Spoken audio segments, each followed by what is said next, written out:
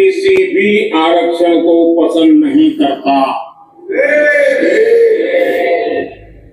इन दिनों काफी बातें हो रही जाति की विषय पर, क्यों जरूरत पड़ गई उनको मैं तो नहीं जानता हूं, लेकिन अगर उनको जरूरत पड़ी तो पहले जरा अपने गरीबान में झांके, उनको पता चलेगा क्या किया है।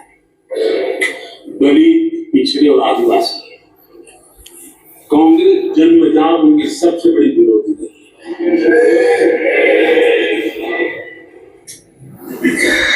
और मैं तो कभी कभी सोचता हूं अगर बाबा साहब न होते ना तो शायद एक ऐसी एसटी को आरक्षण मिलता कि नहीं मिलता, ये भी मेरे मन में सवाल है। आदरणीय सभापति जी, और मैं ये कह रहा हूं, इसके पीछे मेरे पास प्रमाण। इनकी सोच आज से नहीं, उस समय से ऐसी है। मेरे पास प्रमाण हमेशा, और मैं प्रमाण के सिवाय मैं यहाँ कहने के लिए नहीं आया। और जब बातें वहां से उठी हैं तो फिर तैयारी रखनी चाहिए। उनको मेरा परिचय तो हो चुका है, 10 साल हो गए।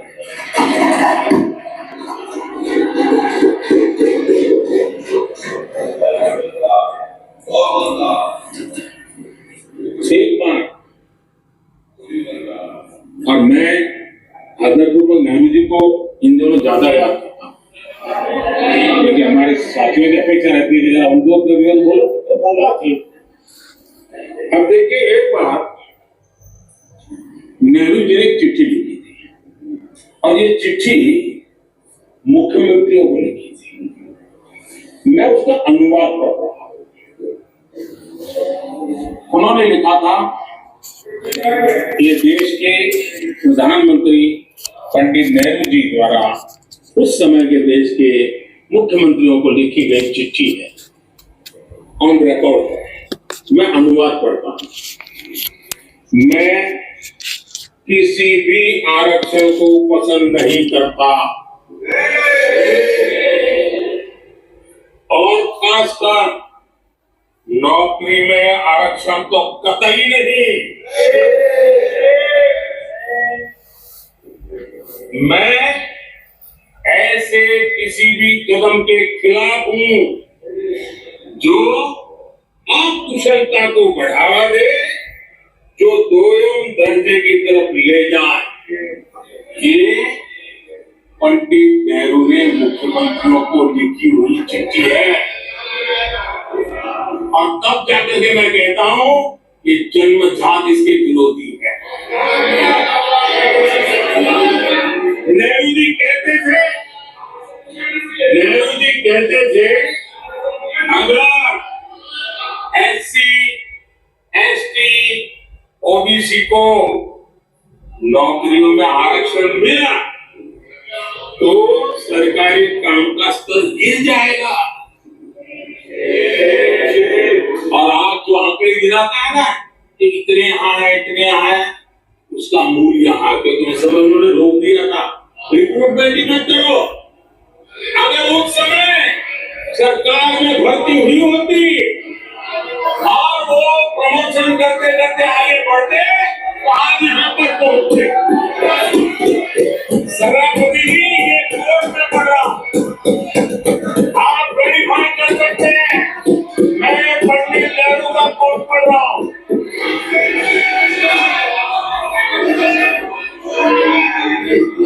और आदरणीय सभापति जी,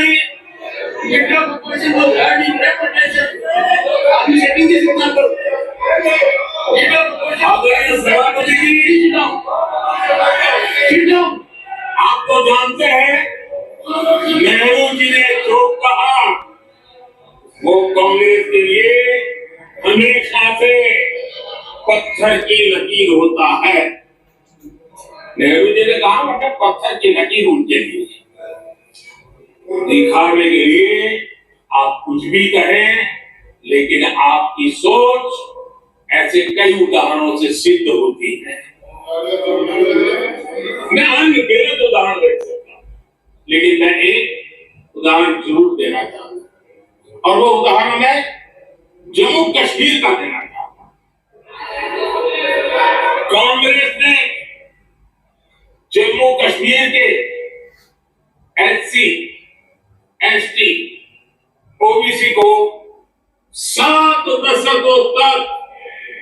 उनके अधिकारों से वंचित रखा।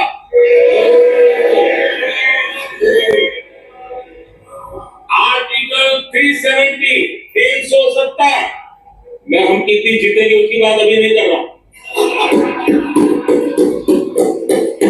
आर्टिकल 370 को निरस्त किया, तब चल करके इतने दशकों के बाद एसटी, एसटी, ओबीसी को वो अधिकार मिले जो देश के लोगों को बरसों से मिले हुए थे, इसको रोक के रखा था। जम्मू कश्मीर में फॉरेस्ट राइट्स एक्ट उनको प्राप्त नहीं था। जम्मू कश्मीर में प्रिवेंशन ऑफ एट्रोसिटी एक्ट नहीं था। ये हमने 370 हटाकर ये अधिकार उनको दिए।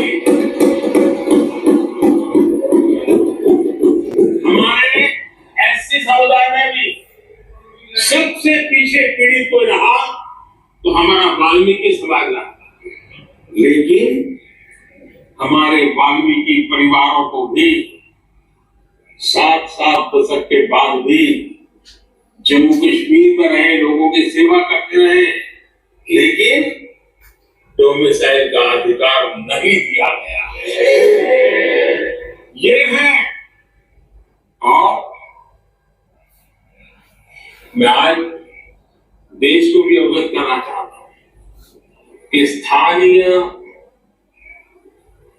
निकायों में, लोकल सेल्फ गवर्नमेंट में ओबीसी के आरक्षण का विधेयक भी कल 6 फरवरी को लोकसभा में भी पारित है।